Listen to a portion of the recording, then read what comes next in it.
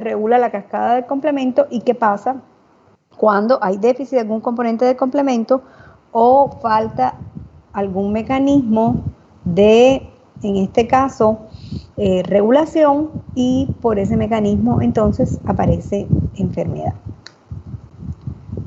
¿Qué cosa es el sistema del complemento? Si vamos a hablar conceptualmente del sistema del complemento y empezamos hablando de su historia, vamos a ver que el primero que habló de complemento fue Charles Burdett en el año 1889. Él vio que en el suero había un factor que era termolábil. Acuérdense que las proteínas se desnaturalizan por el calor. Él lo llamó alexina. Ese factor complementaba la actividad bacteriolítica de los anticuerpos.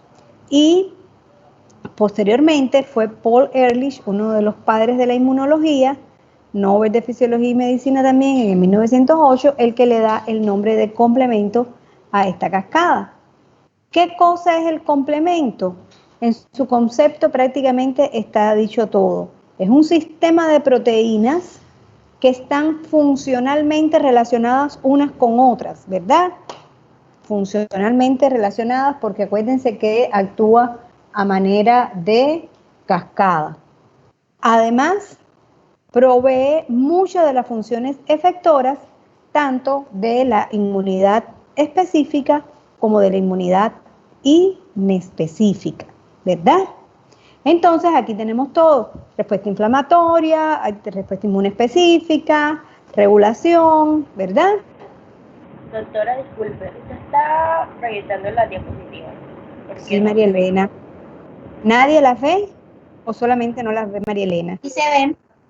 Yo Mariela, sí las veo. no las están logrando ver. Yo sí las Sal veo. y entra nuevamente a la reunión, que por lo general eso le soluciona el problema. Ok, doctora, gracias.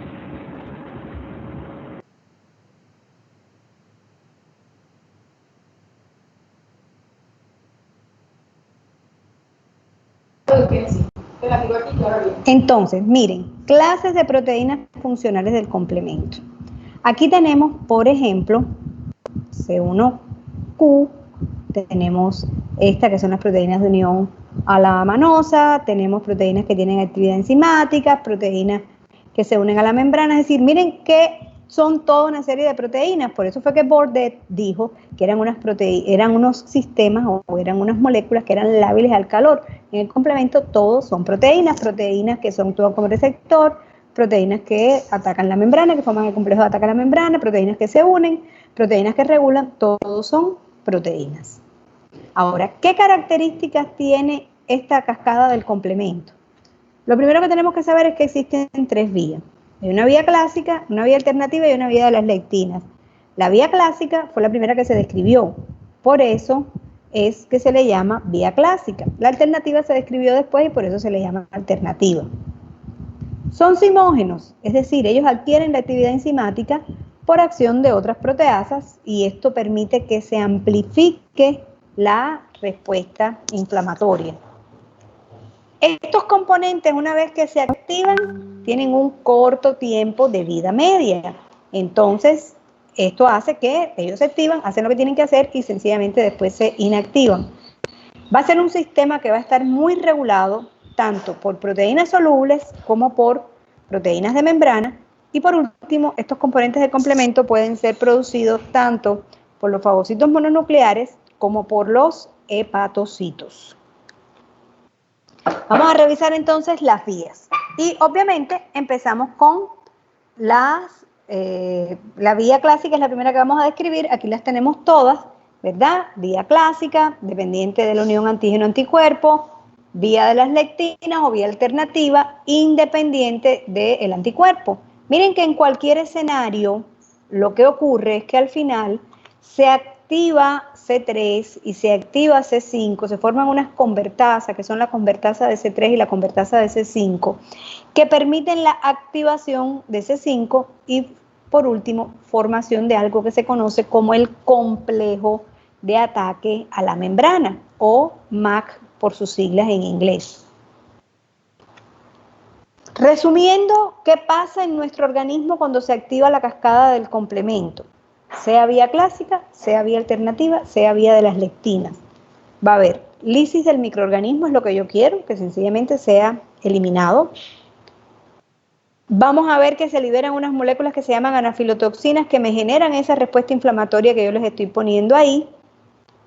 Adicionalmente a esto, pueden quedar marcadas estos microorganismos con componentes del complemento si finalmente no se forma el MAC y pueden, ese marcaje, acuérdense que en inmunología se llama opsonización y adicionalmente a eso, lo que de pronto no me cuentan en todos los libros es que el sistema del complemento sirve para aclarar los complejos inmunes.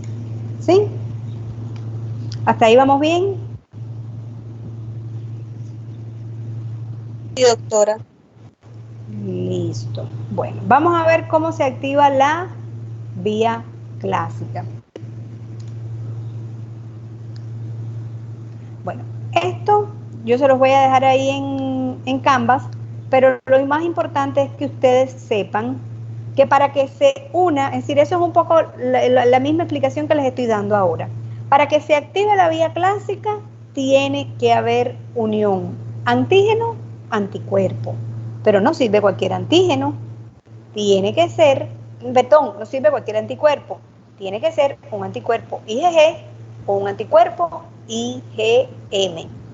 Recordemos, igual lo vamos a estudiar un poco más en detalle adelante, que la IgG es la famosa Y que yo siempre identifico como inmunoglobulina, ¿verdad?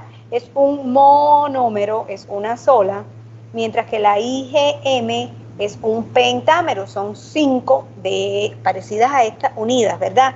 No son idénticas porque acuérdense que son diferentes, tanto en la región de reconocimiento del antígeno, es específico para cada tipo de antígeno, incluso dentro de un mismo tipo de anticuerpos, es decir, todas las IgG no son iguales, pero la porción constante, entonces sí me define que sea G o que sea M. Precisamente, al ser la IgM un pentámero y la IgG un monómero, por eso es que se dice que yo necesito al menos 2 inmunoglobulinas G unidas al antígeno o una inmunoglobulina M unida al antígeno para que se active la respuesta inmunitaria, porque se necesitan al menos 2 porciones FC. ¿Qué pasa? Que en una inmunoglobulina M tengo ya 5, pero en inmunoglobulina G tengo una sola, por lo tanto necesito al menos 2. Y no sirve que esté solita, tiene que estar unida a antígeno. Como todo en inmunología hay excepciones de micobacterias, de proteínas virales, PCR, etcétera, que la pudieran activar, pero no estamos hablando de las excepciones, estamos hablando de la generalidad. Esta es la molécula de C1. Si ustedes miran, es la primerita que se activa en la cascada del complemento. Tiene una fracción que es la C1Q, ¿verdad? Que va a tener la característica que es la que es como un pulpito. Miren que ese C1Q abajo tiene como 6 paticas y es precisamente la porción que identifica la porción constante, ya sea de mis 2 IgG o de mi IgM. Tiene 2 componentes más que tienen actividad enzimática, que son C1R y C1S. C1R y C1S que una vez que se activan, se van a activar entre sí y van a activar a otros componentes. ¿Hasta ahí me siguen? Sí, señora. ¿Sí? Sí, claro. Bueno, miren entonces qué pasa. Yo tengo, por ejemplo, 2 anticuerpos unidos a la bacteria. Viene C1Q, reconoce, se activan C1R, C1S y actúan sobre el primer componente que es C4, ¿verdad? Se activa y se produce C4A y C4B, se activa C2, se libera C2B, queda C2A y vamos a mirar que este C4B, ¿verdad? Va a tener la característica de que es el que se ancla o se pega a la membrana del microorganismo, porque vamos a ver ahorita que esa molécula de C4 cuando se rompe expone en este C4B unos enlaces que son unos enlaces tioéster que le permite hacer uniones covalentes, uniones fuertes a esta componente del complemento a la membrana de, en este caso, el microorganismo. C4b, C2a son la convertasa C3 de la vía clásica. Actúan sobre C3A, sobre C3, perdón, lo dividen en C3A y C3b. Cuando se une C3b acá, ya esto es convertasa C5. Pero acá eso no es lo importante.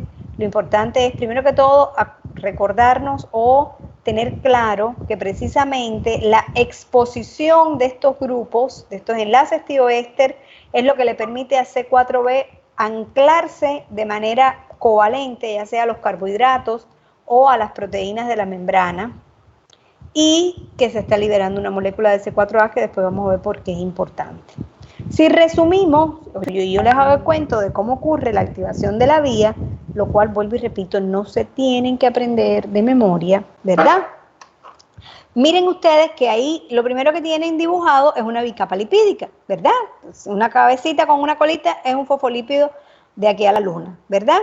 Y dentro de eso, miren que tienen unas proteínas que podríamos decir que son proteínas integrales de membrana, que no son otra cosa que los antígenos de ese microorganismo, ¿verdad?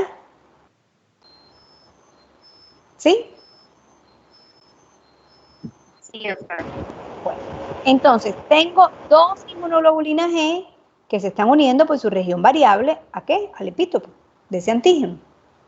Tengo una molécula de C1Q que viene y se une a la región constante de esa inmunoglobulina G.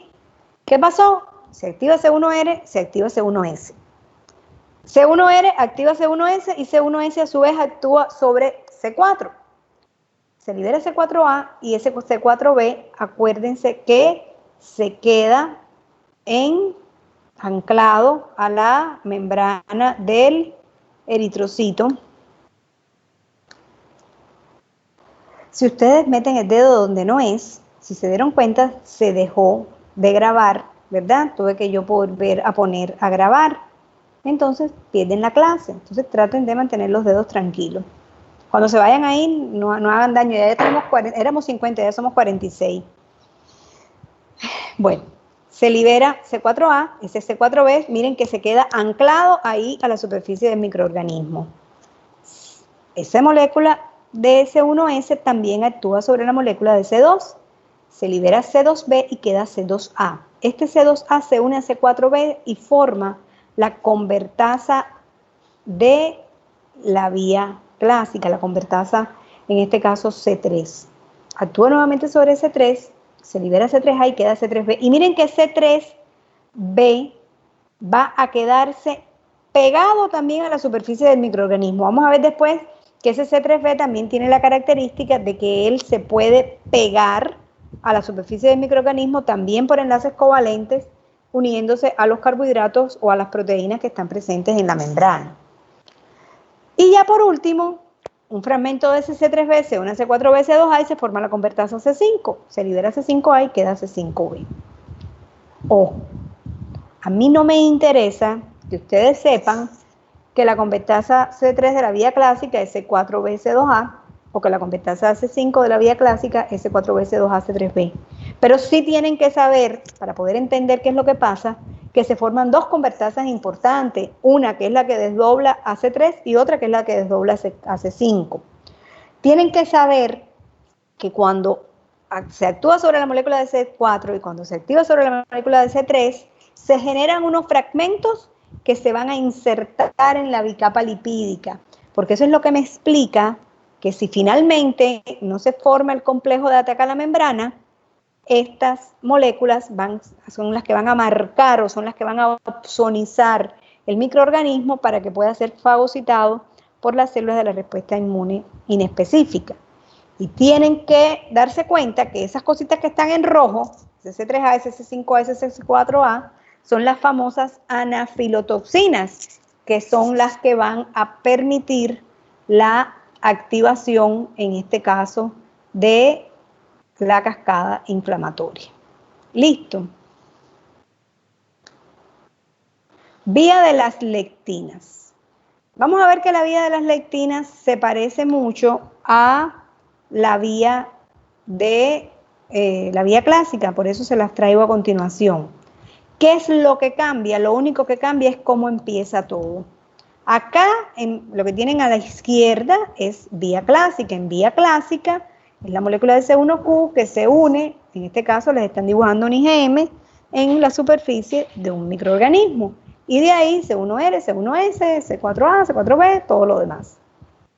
En vía de las lectinas, que son la imagen de la mitad y de la extrema derecha, lo que sucede es que una proteína ligadora o unidora de manosa o una ficolina se va a unir a carbohidratos que se expresan sobre la superficie del microorganismo o lo que hemos denominado como patrones moleculares asociados a patógenos, esos patrones que el sistema reconoce como que se asocian a determinados microorganismos.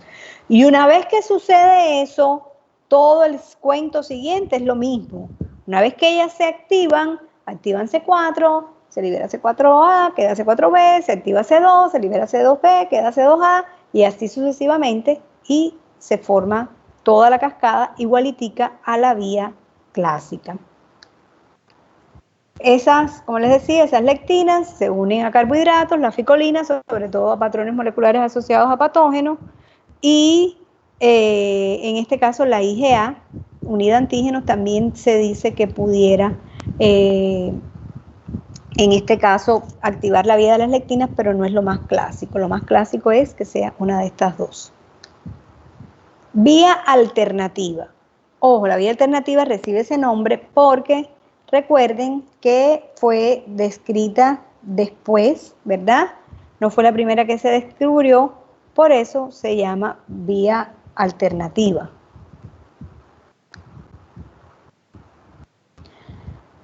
Miren entonces acá cómo, sea vía clásica, sea vía de las lectinas, sea vía alterna, todas confluyen en una vía común que al final lo que va a hacer es formar algo que se conoce como el complejo de ataque a la membrana.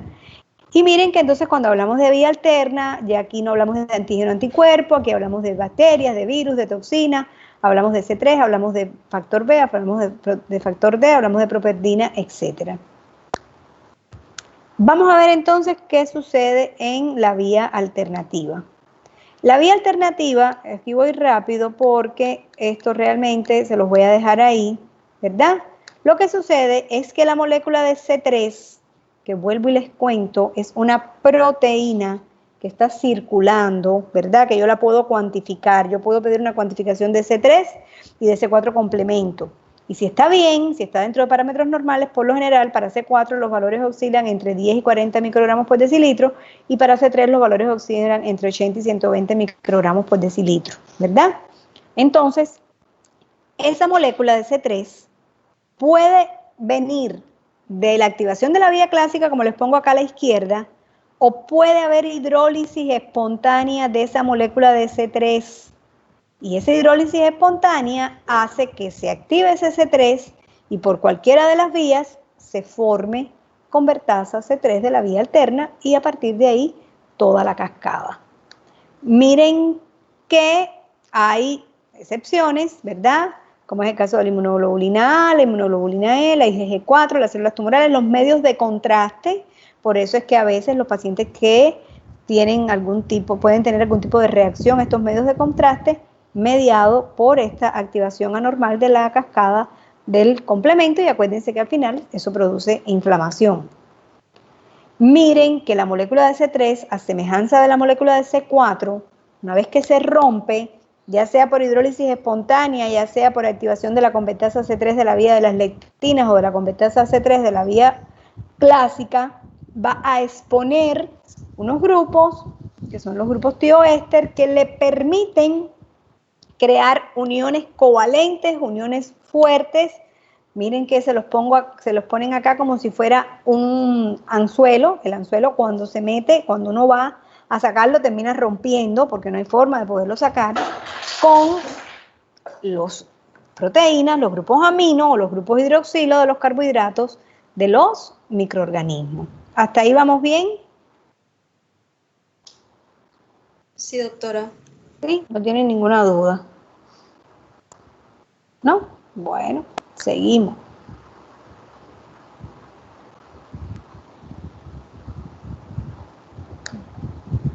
¿Qué pasa con las células propias? ¿Verdad? Porque entonces todo eso está ocurriendo, ese C3 se está hidrolizando espontáneamente y entonces ¿qué pasa con las células propias? ¿Por qué todo esto pasa en la bacteria y no pasa en las células propias? Miren entonces que las células propias, acuérdense que yo le dije que era un sistema altamente regulado, tienen toda una serie de moléculas que les permiten o les evitan la activación del complemento sobre ellas. Los patógenos, afortunadamente, carecen de esto y por eso ellos sí sufren lisis cuando se activa la cascada del complemento. Aquí está la historia de cómo se activa la cascada del complemento. Miren entonces que ese C3 que se hidrolizó espontáneamente se tiene que unir con un factor que se llama el factor B. Una vez que se unen en presencia del factor D, ese factor B se transforma en BA y BB. El BA sale, el BB queda unido a C3 hidrolizado. Ellos dos forman la convertasa C3 de la vía alternativa, actúan sobre C3, se libera C3A, queda C3B.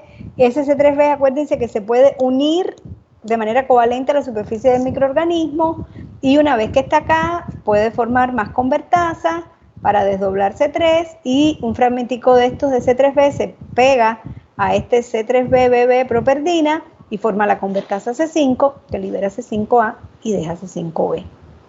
Vuelvo y repito, yo en ninguna actividad evaluativa les voy a preguntar, ¿la convertasa C3 de la vía alternativa es C3BBB? No, a mí eso no me interesa. Y a ustedes tampoco tiene por qué interesarles, porque eso no va a definir la vida de ningún paciente. Pero ustedes sí tienen que saber que cuando se activa el complemento, ustedes ven ahí arriba en rojita, todas las anafilotoxinas que se producen, tienen que saber que si todo llega hasta el final, se produce la lisis, ¿verdad? Ya sea del microorganismo o, como pasa desafortunadamente en algunas enfermedades, de la célula propia, y que si no llega al final, puede empezar puede quedar pegado ese C3 a la superficie del microorganismo, ya sea C3B o C4B, y actúan como opsonina. Y con eso ya tengo claro al menos 3 de las funciones biológicas del complemento. ¿Sí? ¿Están ahí? Sí, doctor. Sí, señora. Me parece. Sí, doctora. Complejo de ataque a la membrana. Vamos a ver que el complejo de ataque a la membrana es el resultado final de la activación, ya sea por la vía de las lectinas, ya sea por la vía clásica o ya sea por la vía alternativa. La primera parte, recuerden que para vía clásica y vía alternativa se parece mucho, ¿verdad? Vía de las lectinas, la lectina fijadora de manosa, se une al polisacárido y una vez que se une, se activa C4, se activa C2, todo por ahí para allá. Lo mismo en vía clásica, vía alterna, ya sea por hidrólisis espontánea, con formación de convertasa C3, formación de convertasa C5 y finalmente ese C5B se une con C6, C7, C8 y C9 y forma el complejo de ataque a la membrana. Miren entonces acá, más de lo mismo, C5, B, C6, C7 con C8, se van insertando en la bicapa lipídica, después se unen las moléculas de C9, de 1 a 16 moléculas aproximadamente, se dice que con 9 es suficiente, para formar esto que vemos en la imagen de abajo de la izquierda, que son el poco de huequitos, ¿verdad? El poco de poritos sobre la superficie del microorganismo. Esto mismo, esto es más de lo mismo, ese C5B que se une con C6, C7, C8, N moléculas de C9 y forman el poro. Aquí tenemos las 3 vías. Recuerden que no importa si la convertasa de la vía clásica es C4B-C2A y la convertasa de la vía alterna es C3B-BB, ¿verdad? Eso no importa. Lo importante es que se forman 2 convertasas importantes, la de C3 y la de C5. Que esas convertasas son las que van a romper o van a degradar el C3 en fragmentos. Fragmentos que son los fragmentos A, C3A y C5A, que son las famosas anafilotoxinas, y los fragmentos con B, que en el caso del C3B o del C4B, me sirven para que queden unidos a la membrana del patógeno, y si finalmente no se forma el complejo de ataque de la membrana, queden opsonizados para poderlo fagocitar, y si todo llega hasta el final, como les estoy mostrando aquí en lo último de la derecha, pues entonces se forman como un huequito que produce la ruptura de la célula. ¿Ok? Sí, doctora. Bueno, seguimos. Sí, claro, doctora. Miren entonces acá, todavía, por eso me encanta ABA, todavía mejor explicadito. ¿Qué nos dice ABA? Que la vía clásica se activa cuando hay unión de un anticuerpo con un antígeno, y en este caso le está poniendo un IgM para no complicarse y tener que pintar dos IgG. Que la vía alternativa se activa solamente con la presencia del microbio. La hidrólisis espontánea hace que ese C3 se una al microbio.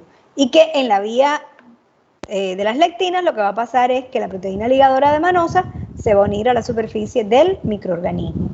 ¿Y qué pasa por cualquiera de las vías que pase esto? Que se activa una enzima que me divide el C3 en C3A y C3B. C3A me explica la inflamación, y C3B, la opsonización y fagocitosis. Ese C3B, como pueden ver ustedes, se deposita y por eso es que media la opsonización. Pero que además se forma una convertasa importante, que es la convertasa de C5, que libera C5A, que es responsable de la inflamación, y me genera un C5B que se une con otros componentes, C6, C7, C8 y N moléculas de C9, para formar algo que se llama el complejo de ataque a la membrana y producir la lisis del microorganismo. Y ahí ya tengo 3 de las funciones biológicas del complemento. ¿Sí? Para poder entender un poco la última función, digamos, que es la del aclaramiento de los complejos inmunes, vamos a revisar quiénes son los receptores para complemento, quiénes participan en este tipo de, ¿cómo se llama esto? De funciones, digamos. Receptores. Hay un receptor que es el receptor de tipo 1, también denominado CD35. Hay un receptor de tipo 2, también denominado CD21. Están los receptores 3 y 4, que son moléculas de adhesión celular. Son también integrinas, CD11B, CD18, CD11C, CD18. Y hay receptores para las anafilotoxinas, que acuérdense que son las que se generan las que me generan la respuesta inflamatoria. ¿Listo?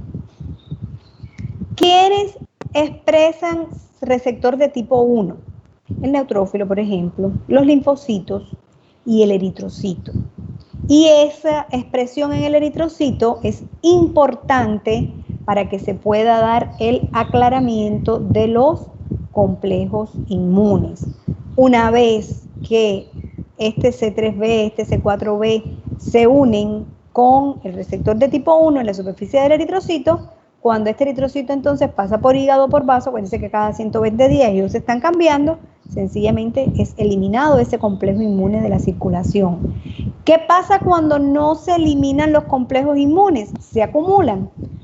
Y pasa que esos complejos inmunes se acumulan de preferencia en los lugares que menos uno quisiera. Vasos sanguíneos y producen una vasculitis, glomérulo y producen una glomerulonefritis, o membrana sinovial y producen sinovitis. La presencia del receptor de tipo 1 sobre la superficie del neutrófilo es lo que me explica entonces que él sea capaz de hacer fagocitosis, es decir, de fagocitar partículas que hayan sido marcadas por componentes del complemento, e incluso se dice que puede estar relacionado con la quimiotaxis. En el caso del CR2, miren ustedes que se expresa en la célula folicular dendrítica, se expresa en el linfocito B y se expresa en la mucosa del epitelio nasofaríngeo. La célula folicular dendrítica va a tener la característica, recuerden, que es esa célula de la respuesta inmune innata que es capaz de darle segunda señal a mi linfocito B. De esta manera, esa célula folicular dendrítica tiene un mecanismo que permite capturar el inmunocomplejo y dejárselo ahí al linfocito B para que venga y lo reconozca. Acuérdense que ya no necesita presentación, pero sí la segunda señal. El linfocito B, miren que ese receptor le sirve para activación, pero desafortunadamente este receptor también es la puerta de entrada del virus del Epstein-Barr.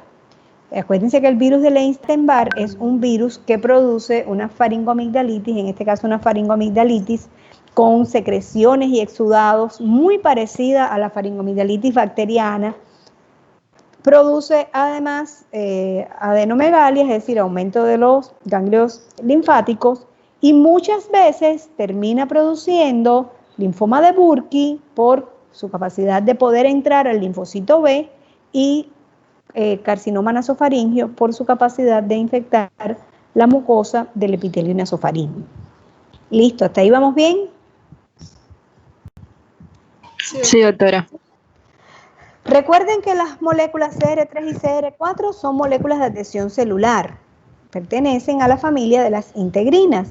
El CR3 sabemos que se expresa en el macrófago, en el monocito, en el neutrófilo, en la célula NK. El CR4 más que todo en neutrófilo, monocito y plaquetas. Y están relacionados con procesos ya sea de fagocitosis o de quimiotaxis o migración dirigida. Los receptores para anafilotoxinas, entonces los encontramos en basófilo, mastocito, obviamente, músculo liso, endotelio, receptores para C3A, obviamente cuando el C3A se une a basófilo o mastocito, lo que pasa es que hay liberación de histamina, eso además su unión al endotelio y la liberación de histamina produce aumento de la permeabilidad vascular y su acción directa sobre el músculo liso produce constricción del músculo liso. En el caso de C5A también obviamente hay receptores en basófilo y en mastocito que producen liberación de histamina, producen aumento de la permeabilidad vascular, producen contracción del músculo liso y además el C5A como tal puede producir quimiotaxis, es quimiotáctico de neutrófilo, de basófilos, de eosinófilos, de monocito y puede producir opsonización, además de todas las anteriores que ustedes tienen ahí. Esto es un cuadrito resumen que se los dejo ahí para que de pronto les quede fácil para estudiar. Y vamos a ver entonces ahora de nuevo las funciones básicas del complemento. Cuando hablamos de lisis de microorganismos, ¿quién hace la lisis de microorganismos? ¿Quién lisa? El C5B. Ajá, ¿con quién más? El C6. C7, Ajá.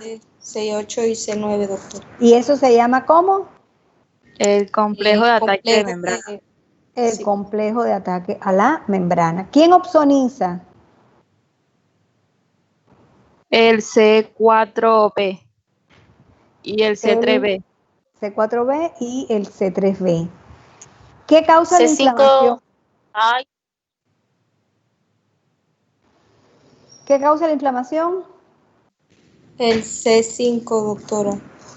¿El C5 qué? A. Los C5A. anafilatoxinas. Las toxinas son C5A y ¿quién más? Y C3. C3A. Listo. Y el aclaramiento de complejos inmunes, eso es lo que todavía no tenemos muy claro, ¿verdad? Vamos entonces. Lisis de microorganismos. Acuérdense que las lisis se produce por la formación del complejo de ataque a la membrana que lo forman el C5A, el C5B, perdón, C6, C7, C8 y C9. Opsonización. Acuérdense que ese C3B y ese C4B quedan pegados, anclados a la membrana del microorganismo y entonces, por lo tanto, como el neutrófilo tiene receptores para ello, puede entonces fagocitar estas bacterias, por ejemplo, opsonizadas por C3B, como la figurita que les pongo. Inflamación. Bueno, acuérdense entonces que se rompe el mastocito, se rompe el basófilo, se liberan, en este caso la histamina, se comienzan a producir además citoquinas proinflamatorias, se comienzan a liberar leucotrienos, tromboxanos, etcétera. Se contrae el músculo liso, aumenta la permeabilidad vascular y todo esto me explica la aparición de rubor, calor, tumor, aumento de las de las moléculas de adhesión para que estas células puedan migrar al sitio de la infección, etc. Y por último, la que quizás no me queda muy clara, que es lo de la solubilización y aclaramiento de complejos inmunes. Se sabe que cuando esa molécula de C3b o de C4b se unen, ya sea por la región del antígeno o por la región del anticuerpo, al inmunocomplejo, ese complejo que está formando el anticuerpo con el antígeno, eso hace que se vuelva soluble. Acuérdense que si estamos hablando de solubilidad es porque es soluble en agua.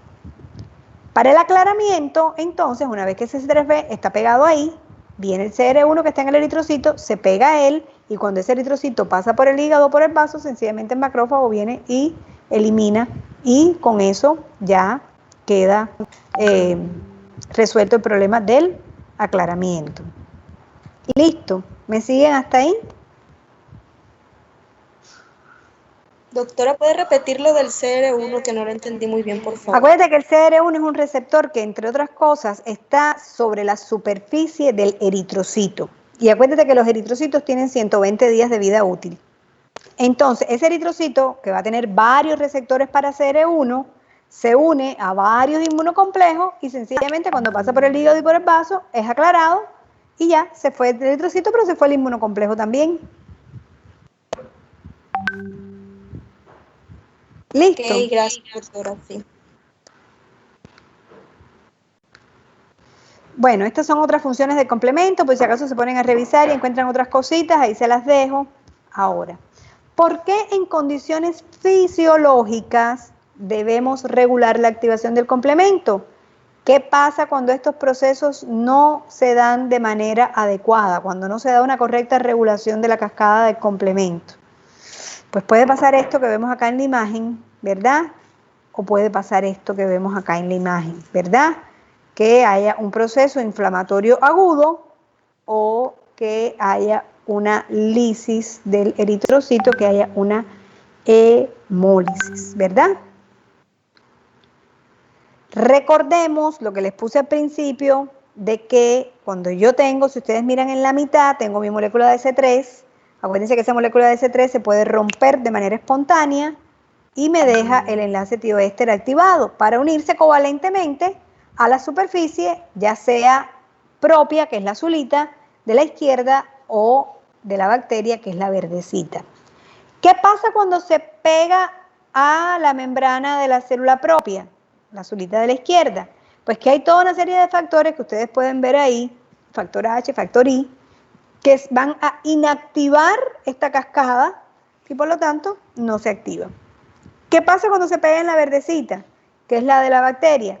Ella no tiene afortunadamente estos mecanismos y como no tiene estos mecanismos, pues la cascada continúa. En ese orden de ideas vamos a ver cuáles son las proteínas que participan en la regulación de la cascada del complemento.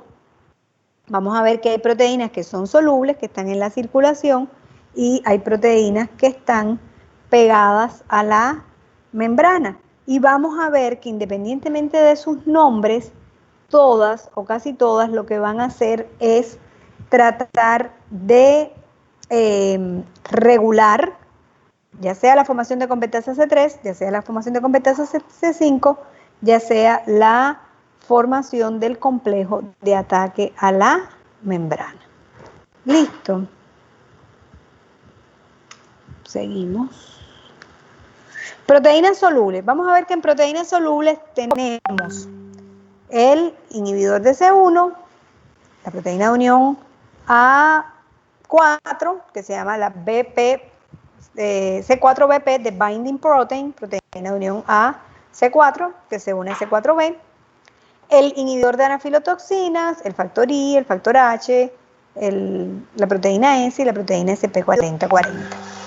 Miren que, a excepción del inhibidor de C1, que es muy específico y lo que va a hacer es inhibir C1R y C1S, todos los demás lo que van a tratar es de evitar por algún mecanismo, ya sea uniéndose a C4, ya sea uniéndose a C3, en el caso de C4B y de factor H y de factor I, la formación de las convertasas.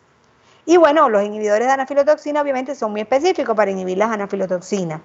Las otras moléculas lo que van a hacer es tratar de inhibir la formación del complejo de ataque a la membrana. ¿Dónde? En las células propias.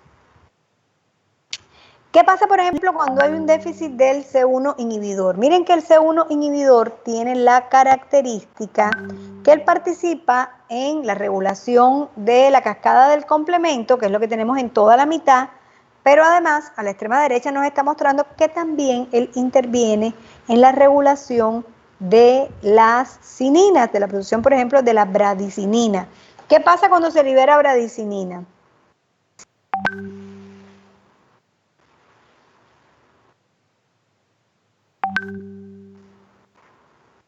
¿Qué pasa cuando se libera bradicinina? Hay vasodilatación, doctora. Ajá, ¿qué más? Aumenta la permeabilidad. Aumenta la permeabilidad vascular, ¿verdad? Entonces, ¿qué creen ustedes que pasará? ¿La señora que les puso inflamada o el eritrocito que se rompió? La señora con edema. La señora con edema, ¿verdad? Entonces, miren acá, cuando hay un déficit de C1 inhibidor, lo que ocurre es una enfermedad que se llama angioedema hereditario o edema angioneurótico hereditario. Edema angioneurótico no se los tengo que explicar, ustedes lo están viendo ahí, ¿verdad? Hereditario porque la enfermedad es autosómica dominante. Entonces, cuando ustedes tengan un paciente que esté teniendo episodios de edema, una de las cosas que ustedes tienen que ir a averiguar es si en la familia hay alguien más que tenga esto, porque aquí yo tengo que hacer diagnóstico diferencial principalmente con la anafilaxia producida ya sea por alergia a medicamentos o alimentos, que es otra causa frecuente de producir un cuadro clínico similar, ¿verdad? Acuérdense entonces que la bradicinina, como dicen ustedes, aumenta la permeabilidad vascular, eso hace que se produzca el edema, puede producir incluso bradicardia y produce la contracción del músculo liso, lo que explica la dificultad respiratoria de mi paciente. Aquí, bueno, es una tablita donde se las vuelvo a resumir. Vamos a ver las proteínas de membrana.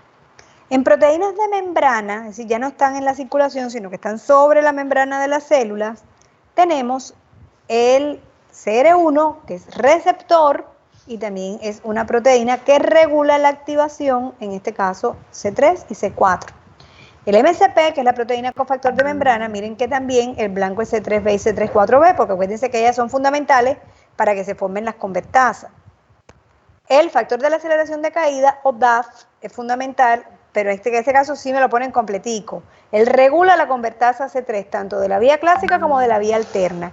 Y por último tengo el C8BP, o factor de restricción homóloga, o proteína de unión a C8, y el CD59, o protectina, o inhibidor de membrana de la lisis reactiva, que ambos ya actúan sobre las moléculas que están en la formación del complejo de ataque a la membrana. Vamos a ver que hay individuos que carecen de las proteínas reguladoras, si ustedes miran en la imagen de abajo, ¿verdad? Como las que están arriba. Arriba vemos que este es el eritrocito y que ese eritrocito tiene unido unas proteínas para regular el complemento, como son el DAF, que dice que es el factor de aceleración de caída, o el MIR, que es el inhibidor de membrana de la lisis reactiva. Estas proteínas se unen a la membrana del eritrocito por medio de unas moléculas de glicosilfosfatidilinositol. ¿Qué sucede? Que en un individuo normal, él tiene pegado a su eritrocito estas moléculas, y si se activa la cascada del complemento, sencillamente no va a haber formación del complejo de ataque a la membrana. En unos individuos que tienen una enfermedad que se llama hemoglobinuria paroxística nocturna, ellos carecen de esas anclas de glicosilfosfatidilinositol, de manera que su eritrocito carece de estas proteínas que tengo aquí arriba y que me regulan la activación del complemento. Y entonces, ¿qué va a pasar? Que si se activa la cascada del complemento, sí se va a producir la lisis del hematíe. De ahí la hemoglobinuria, hemosangre, globinuria en la orina. Paroxística, porque esto no ocurre todo el tiempo. Él hemoliza cuando se enferma, porque cuando se enferma activa complemento para eliminar el microorganismo y entonces ahí empieza a hemolizar. Y nocturna, porque si bien esto pudiera ocurrir todo el día, pero es por la noche cuando esa hemólisis queda concentrada en vejiga y cuando el paciente se levanta por la mañana o por la madrugada a orinar, la ve y entonces hace que se percate de ella. Este trastorno, por decirlo de alguna manera, tiene un tratamiento, es un anticuerpo monoclonal, se llama eculizumab, que lo que hace es unirse al C5 para que sencillamente no pueda actuar la convertasa sobre él y no se pueda formar C5A y C5B. ¿Listo? Y de nuevo una tablita donde se les resume los diferentes proteínas. Entonces miren, sea por la vía de las lectinas, sea por la vía clásica, sea por la vía alternativa, tengo por acá el inhibidor de C1 en vía clásica, por acá inhibición de la convertasa de la vía clásica, lo mismo el MCP que el C4BP, que el CR1, inhibición de la convertasa de la vía alterna, lo mismo el factor H que el MCP que el DAF, también tengo el factor H y el factor I que van a impedir la formación de las dos convertasas. Y por acá tengo en membrana el CD59, el factor de restricción homólogo, el CP4040, que van a impedir la formación del complejo de ataque a la membrana sobre estructuras propias. Acá, pues, un poquito más de lo mismo, me habla de todas las proteínas involucradas en el sistema de complemento. A manera de resumen, acuérdense que si todo sale bien, se va a formar un poro, que es el complejo de ataque a la membrana, que va a permitir la lisis del microorganismo, pero que por el camino se están liberando anafilotoxinas que me van a generar una respuesta inflamatoria, que si por algún mecanismo el microorganismo logra impedir que llegue aquí al MAC, de todas maneras queda marcado y puede ser fagocitado. Y que todas estas funciones son gracias a los receptores para el complemento.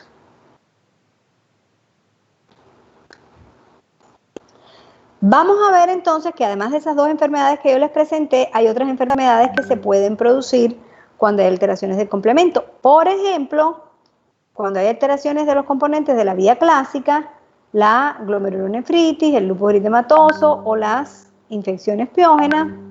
También cuando hay deficiencia de la vía alterna, por lo general se ven infecciones por Neisseria meningitidis, por Streptococcus y pneumoniae, por Haemophilus influenzae.